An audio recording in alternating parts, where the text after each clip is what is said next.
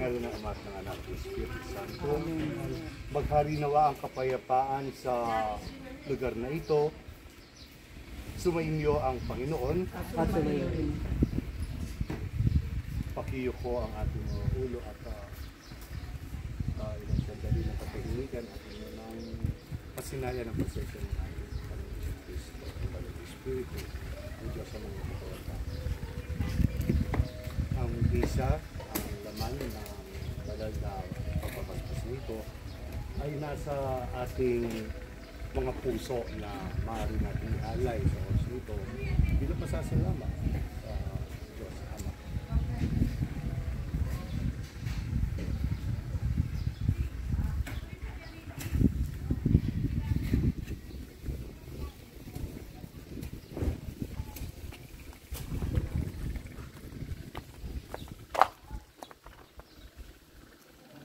Pagbasa mula sa Genesis 1, versikulo 27 hanggang 31. Nilalang ng Diyos ang tao ayon sa kanyang larawan. Lumalang siya ng isang lalaki at isang babae at sila'y pinagpala. Wika niya, magpakarami kayo at punuin ng inyong mga supling ang buong daigdig. At pamahalaan ito. Binibigyan ko kayo ng kapangyarihan sa mga isda, sa mga ibon, at sa lahat ng maiilap na hayop, maging malalaki o maliliit. Bibigyan ko rin kayo ng lahat ng uri ng butil at mga bungang kahoy na inyong makakain. Ang lahat ng halamang luntian ay ibinibigay ko naman sa maiilap na hayop, malaki man o maliit, at sa lahat ng mga ibon. At ito nga ang nangyari. Pinagmasdan ng Diyos ang lahat niyang ginawa at lubos siyang nasiyahan. Ito ang salita ng Diyos. Salamat. Sumainyo ang Panginoon. Ang mabuting balita ng Panginoon ayon kay San Lucas. Papuri sa iyo, Panginoon. Pumasok si Jesus sa Jericho at naglakad sa kabayanan. Doon ay may isang mayamang puno ng mga publikano na nagngangalang Zakeo. At pinagsikapan niyang makita si Jesus upang makilala kung sino ito. Ngunit siya'y napakapandak. At dahil sa dami ng tao, hindi niya makita si Jesus. Kaya patakbo siyang nagpauna at umakyat sa isang puno ng sikomoro upang makita si Jesus na magdaraan doon. Pagdating ni Jesus sa dahong iyon, siya'y tumingala at sinabi sa kanya, Zakeo, bumaba ka agad. Kailangan kong tumuloy ngayon sa bahay mo. Nagmamadali siyang bumaba at tuwang-tuwang tinanggap si Jesus. Lahat ng nakakita nito ay nagbulong-bulungan. Nakikituloy siya sa isang makasalanan, wika nila. Tumayo si Zakeo at sinabi, Panginoon, ibibigay ko po sa mga dukha ang kalahati ng aking ari-arian. At kung ako'y may nadayang sino man, 4 na ibayo ang isasauli ko sa kanya. At sinabi sa kanya ni Jesus, ang kaligtasan ay dumating ngayon sa sambahayang ito. Lipi rin ni Abraham ang taong ito, sapagkat naparito ang anak ng tao upang hanapin at iligtas ang naligaw. Ang mabuting balita ng ating kaligtasan. Isa pa magandang umaga. Congratulations. Alam naman natin kapag binabati natin ang tao na congratulations, simply means sa iba pa nanalita, masaya kami kasi.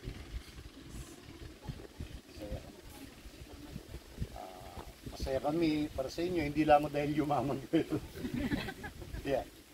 Masaya kami para sa inyo, hindi lamang napunta rin yung hindi ko alam kung kasi hindi pa rin maamin ni Ariel na sa business center, basta sinasabi lang niya lagi para pag umuwi ako may mauuwian lang. Yun lagi. Even the last minute na tawagan niya ako for this blessing. Sabi ko kasi sa kanya, nabalitaan ko ako kasi lahat ng mga nakakausap ko, nire-recommend, sinasabi ko, nire-recommend ako sa lugar. Sumagot na naman siya, hindi sabi niya, ano lang pag nauwi ako, yun nga, yun nga, para pag bumalik siya dito, may nauwian lang. And I thank you for that. Congratulations. Masaya kami para sa inyo dahil marunong pa kayo umuwi. Masaya kami para sa inyo dahil pinapahalagaan nyo pa ang tinatawag nating pag-uwi sa isang bahay na alam natin matatamo natin ang tunay na kapanatagan. Kaya congratulations. The importance of going back home. Napakahalaga nito. Hindi pa kasi hindi na marunong umuwi. Eno biyasat en alatisang magbalik. Uling bala mo alanong ulyan. Salamat ako dahil pinahalagaan nyo ang elemento ng pag-uwi dahil bakit nga ba kailangan nyo umuwi? So that's a big question. Kailangan. Sabi nga rin para kanotin niya pagpainaw. Ito yung ulyan mo, bro.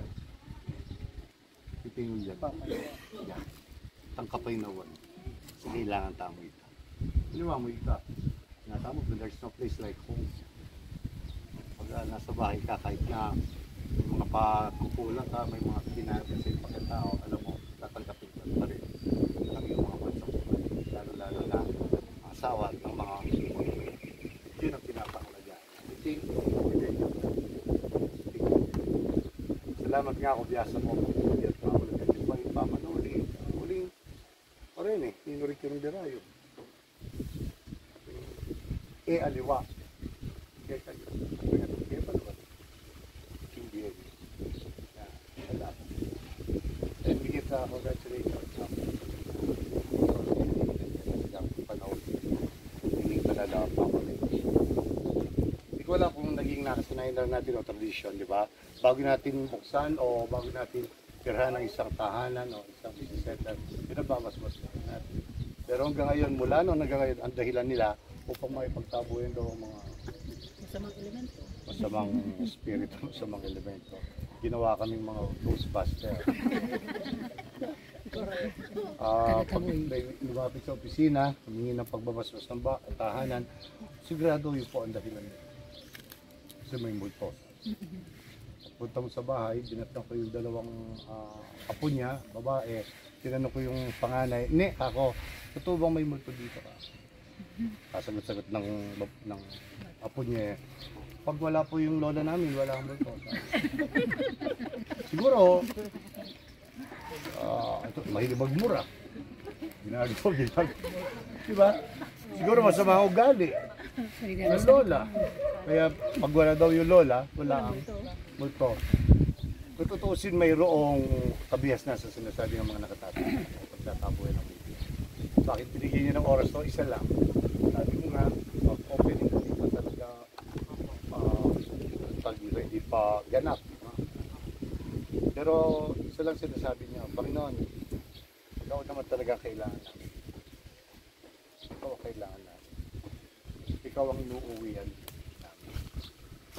Sa iyo, matatanto namin ang kapanatagan, ang kapahingahan, ang kapayapaan, ang pagmamahalan. Kaya sa oras na ito ang pagbabasbas na ito ay isang pagpapahid din naman ang pasasalamat natin. Salamat. Salamat. Ang salitang salamat may 4 na letra sa unahan. S-A-L-A. Sala. Sala. Hindi tayo perfectong tao. Walang perfectong tao. At ang pagkakasala natin sa kapwa-tao sa Diyos Ama, nagdudulot ito ng isang salita pa na salamat. So 5 letters. Salamat. Sala, dulot ay lamat. Pero sa kabila ng pagkakasala na dulot ay pagkalamat, nananatili pa rin tapat ang Diyos Ama sa atin. Kaya sa oras na ito, ang pasasalamat ay isang pag-ako na masaya tayo para sa Kanya. Dahil ang tunay na pagmamahal niya, nag-ahari pa rin sa bawat isa sa atin. habang itinutuloy natin ang banal na pagbabasbas na ito, naway ang bawat isa sa atin ay magkaroon din naman ng isang pusong puno ng pasasalamat. Dahil sa tamo po sana pasalamat. Sa tayo sa pag-iwan. Salamat din po sa pagkapanalo ng agawan. Yeah. Congratulations, Brad. At least susuyo ka. Susuyo ka timbaryo kang pagkapatasama. At ito rin pa ito kapatid. Sana ito rin yung sabi na area ganito. Sana pag ito yung mga nagpupunta dito, yung madama nila, no? Matunghayan nila kung ano yung higit pa sa kanilang inaasahan. At alam po ito magbibigay ng tunay na kagaya sa kung paano ito papasaya ang mga tao. Amen. Salamat kay Kailan. Manalangin tayo.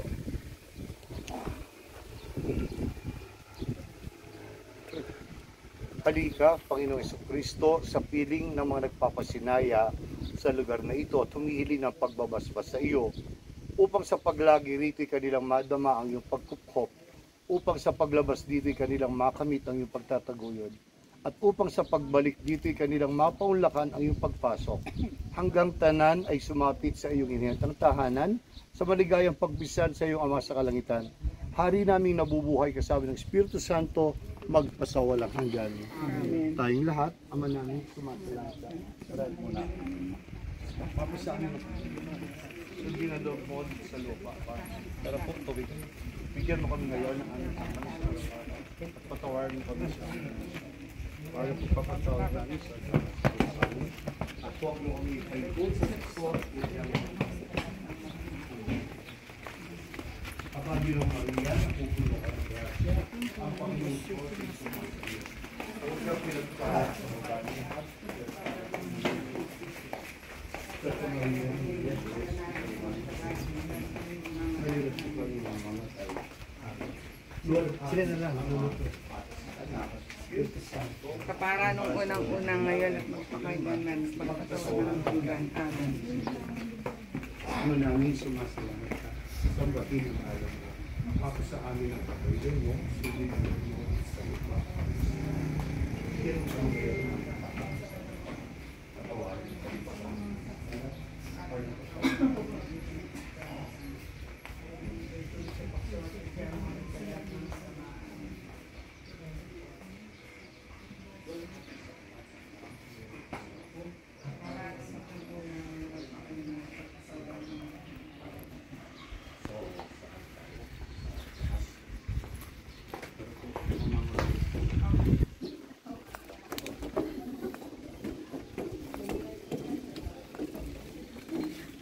Ama namin, sumasalangit ka, sambahin mo. Sa amin ang pangalilan. Sundin ang loob mo dito sa lupa. Yan ang ngayon.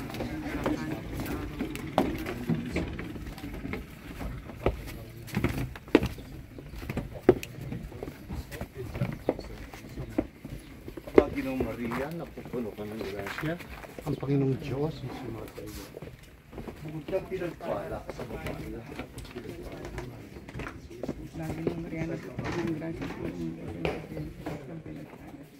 pinagpala naman ng iyong anak ni Jesus.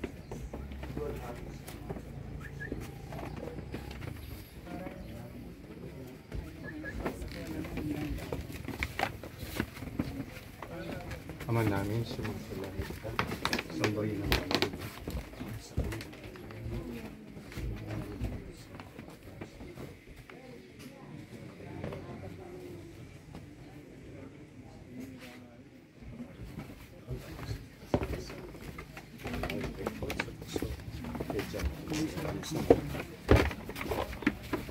Ama namin, sumasalangit ka.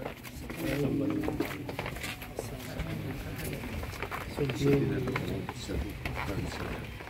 Bigyan mo kami ngayon. Patawarin mo kami sa amin.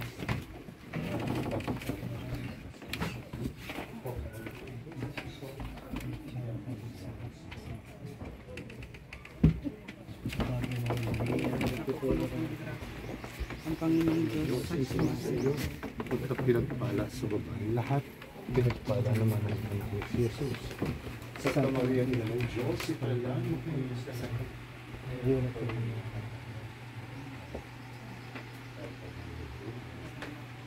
So, lalo. Karetang kanto. Kahit yun eh. Yeah.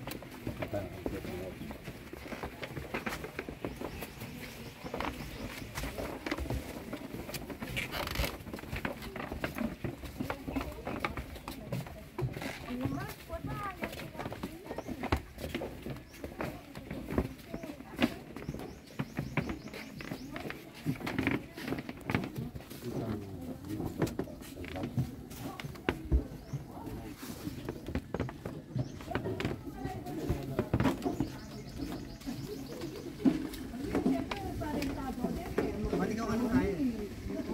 Masalbag. Sige. Kayari ka. Among doon sa...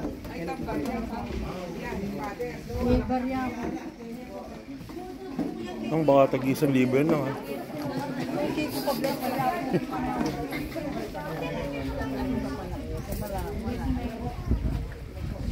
Excuse me po.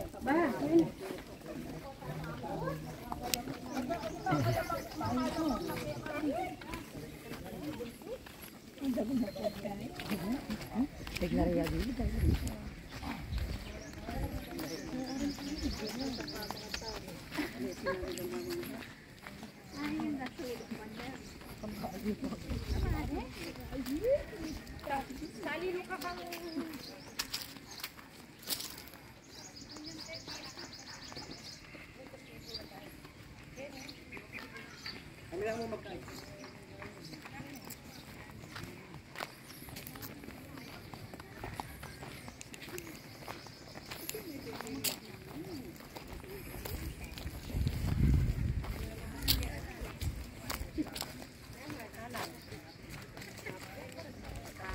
Kami kain kaya tabako.